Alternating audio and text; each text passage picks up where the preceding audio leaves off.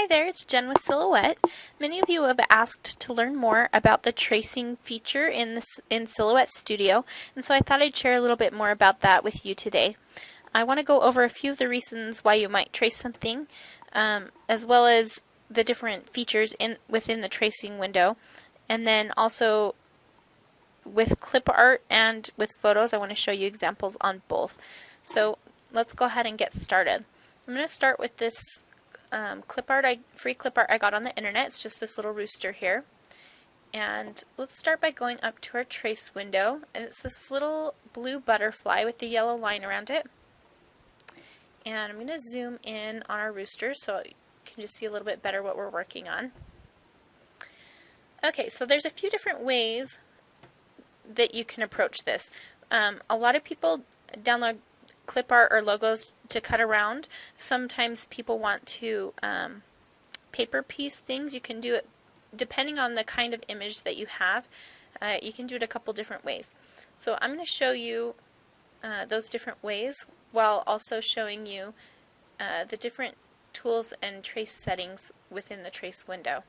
So the first thing you're going to do is select your image and go to select trace area, and you're just going to drag a box around the area that includes what you want to trace.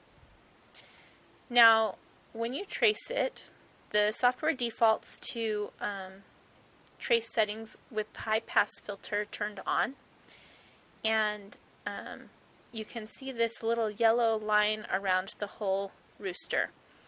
Anywhere there's yellow, you could imagine the yellow part being what would be cut out of of cardstock. So you'd have a thin yellow cardstock line being traced here. So there's a couple different things that we can do here. I'm going to show you first just clicking on trace after just leaving it on the settings that are defaulted. If you just click on trace, you'll notice that when I pull the rooster away, it's now traced around all of those yellow lines. And you can see it's a double line because that yellow line wasn't just one thin line, it was kind of a thicker line, so it's made this double trace line here. And this is great for paper piecing. If you have an image like this one that has the black lines, an outlined image like that will work good for paper piecing. So what you could do is, once you've got this traced, is click on your image, right click it, release the compound path, and that will make each piece individual. So you could then drag these pieces out and cut them each out of a different piece of cardstock or whatever paper that you wanted to use. And then you've got this solid outline to use as kind of your base. So if you want to trace an image to paper piece, that's one way to do it. Now let me show you another way. So I've got our same rooster here. I'm going to go to select trace area again. Okay, so again it's defaulting with that high pass filter, and what a high pass filter, what that means is it's finding the details of the image, the edges, kind of the like I said, the details of the image. So if I go lower on my high pass filter, you can see it's not finding those details as well. And if I go higher on it, it just kind of creates a thicker line here. But if I go all the way up, it still doesn't completely fill the rooster in. So I'm going to go back to the default, which was 5, I think. Okay, and I want to show you what trace outer edge does. So I'm just leaving everything on the default, doing trace outer edge, and that's just tracing around the very outside edge, just like it sounds. So now you could print this rooster out if you wanted, and then have this cut perfectly around it. Or if you wanted it to have a little white outline, you could do an offset on this cut, and I'll just show you really quickly. We do have a video on offsetting if this is too quick for you, but you just go to the offset window, click on offset, and then just choose the distance that you want, click apply. Then I could move out that inner piece, and then this rooster would have a little white border around it. So you could print it off and then cut it out with a little border around it. So you could do it either way, with it flush against the edge of the image or with a little bit of an offset. Okay, now let's go through a couple of other things here. Going back to my trace window, I'll select that rooster again. And I just kind of wanted to show you the difference between high pass filter and low pass filter. So again, high pass filter is finding the details and finding the edges. If I unclick that and click on low pass filter, what low pass filter does is kind of smooth edges, but it doesn't, you can see the higher I get on the low pass filter, the further away it moves from the edges. It kind of gets a little bit blobby. So a low pass filter smooth edges, which is helpful in some cases to just do a little bit. In this instance, that's not really what we want. So I'm going to unclick high pass filter and low pass filter. And let's talk about threshold a little bit. So threshold defaults to 45%. And what the threshold is telling you how much of a certain shade you want to include in this filter. So for example, it defaults to 45, so all mid-toned shades will be included in this setting. If I go lower on the threshold, it's only choosing the very darkest areas to include.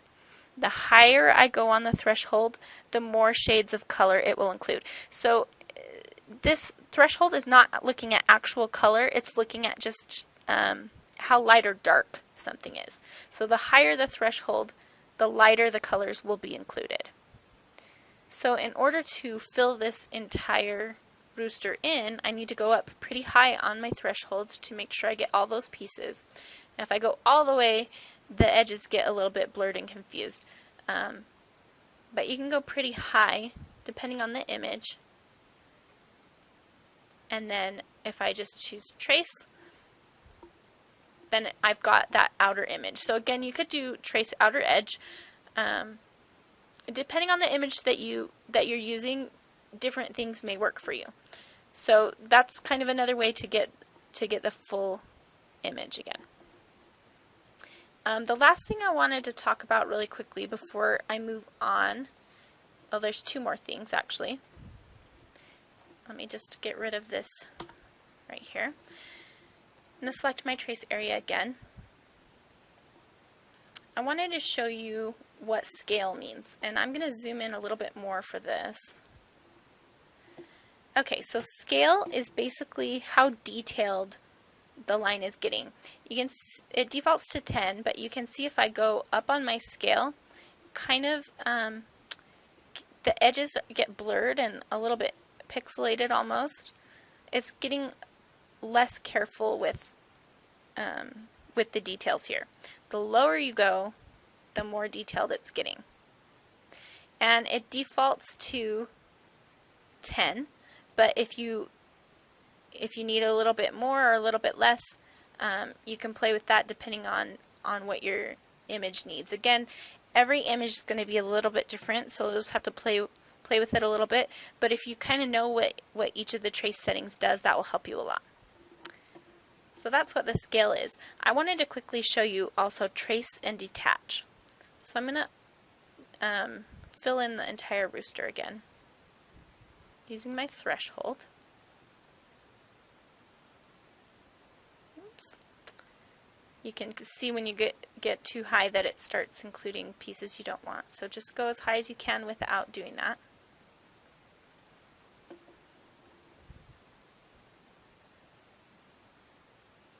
Okay. So then I'll just I want to show you what trace and detach does. So let me actually zoom out. Okay, when you do trace and detach, at first it's not going to look like much. You just got your rooster here.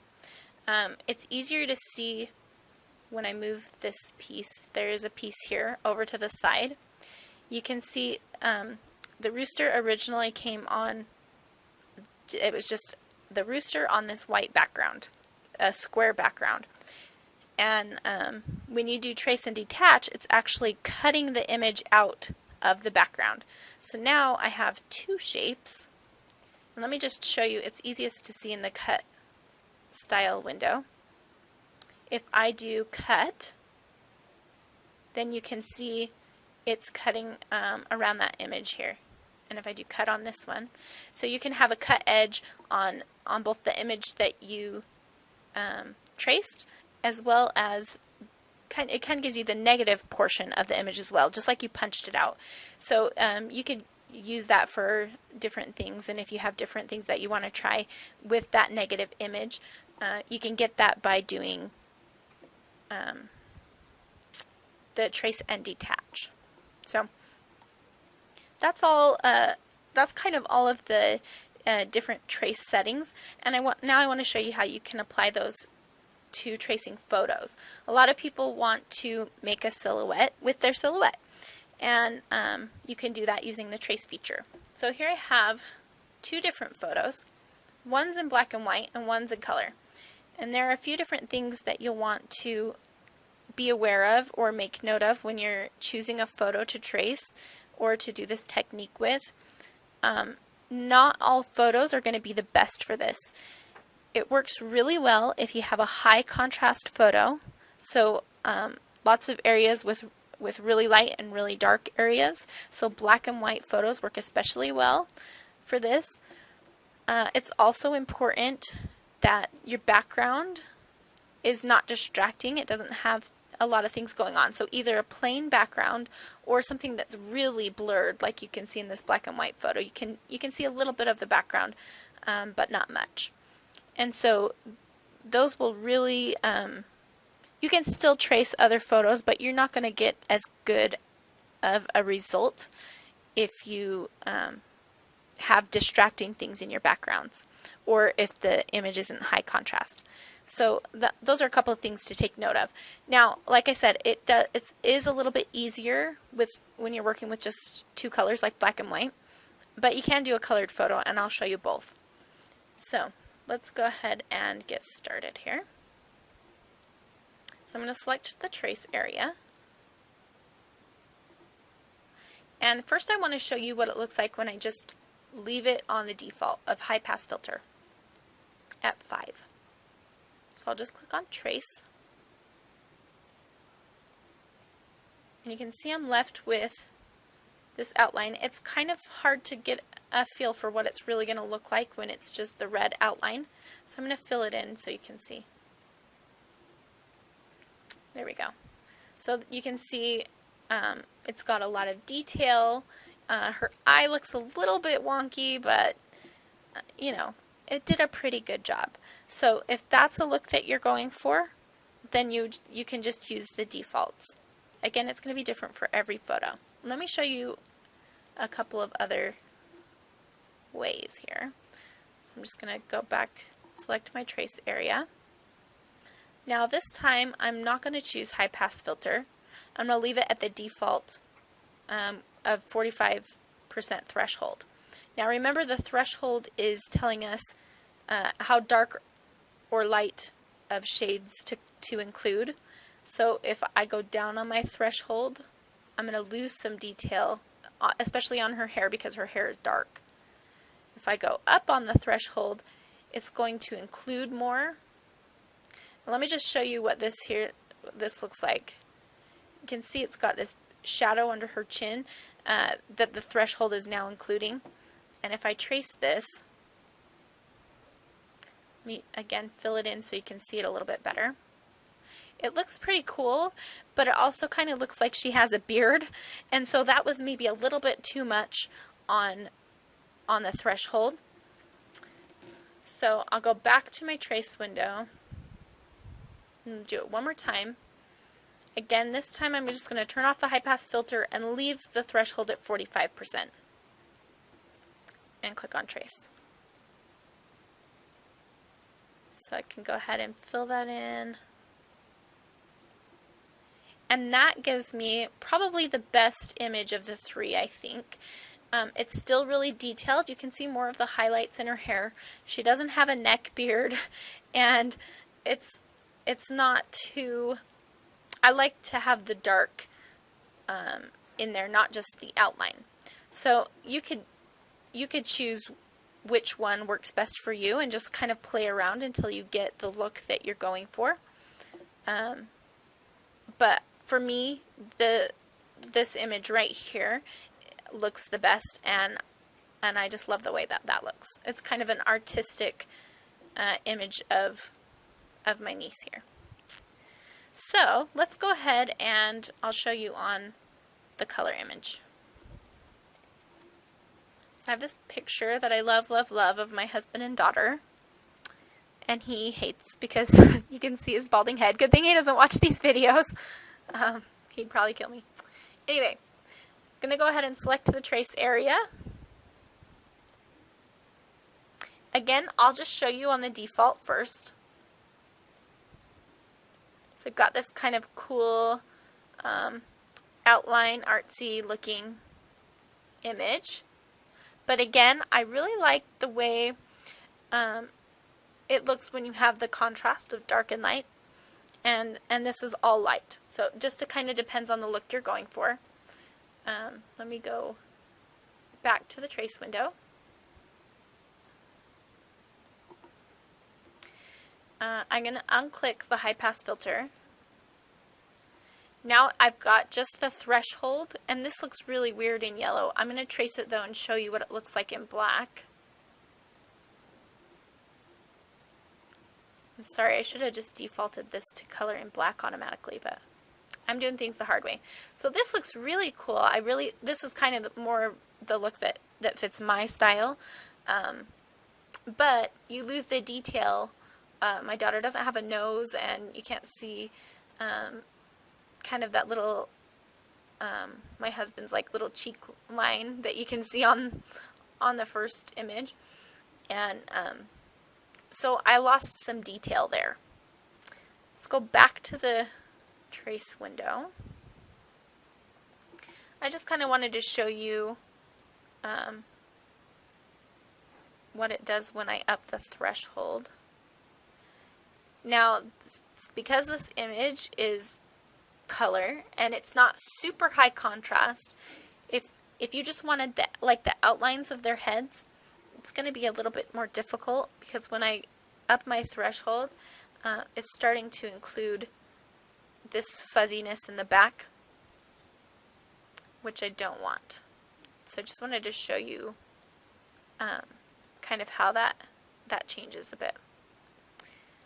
Also, if I go to my low pass filter, again, this is kind of the smoothing filter, but it also makes it pull away from the edges. So I'm getting even less and less detail here, which the thing I think is really cool about tracing a photo is the detail that you can get. So that's not going to be an option for me this time. What I really love, and I'm just going to close this out, is this image, but it's lacking a little bit of the detail. So what I found that sometimes works is to layer the two images on top of each other, so you can kind of get the best of both worlds. You just kind of have to eyeball it and line it up a bit. And that right there is a really cool image, and it looks a lot like the photo, just a little bit more artistic and playful. The one thing that I would note is it's going to be really hard if you're cutting this out. These little tiny dots are kind of going to get in the way. And I would suggest maybe erasing or deleting some of the little tiny dots that aren't going to be a problem for the finished result. You'll still get the detail that you want, but those little tiny dots aren't really going to show up. So this is the image that I'm most happy with, and you can see it finished here. There's something I wanted to point out. If you layer them together, let me just go to my cut settings, or sorry, cut style. I keep saying cut settings. Cut style window. You can see that, let me zoom in a little bit. There are a lot of cut lines here. And some of these cut lines I don't need. Like all of these cut lines within this black area, I don't need those because they're going to be dark. And so I would suggest welding the two images together. So just select them both and clicking on weld. And that's what I've done in this image here. And you can see all of those extra lines are that were unnecessary are gone. And I've deleted some of those extra little dots that were around. So sometimes when you combine the images, you can get really great results. So that's a little bit more about the trace window, and I hope that's been helpful for you. Again, I just want to go through really quickly what the different trace settings mean. So just remember, high pass filter is going to look for the details and the edges of your photo or whatever you're tracing. Low pass filter is going to smooth out your edges, but it's also going to make it a little bit more blobby and give you less detail. Threshold refers to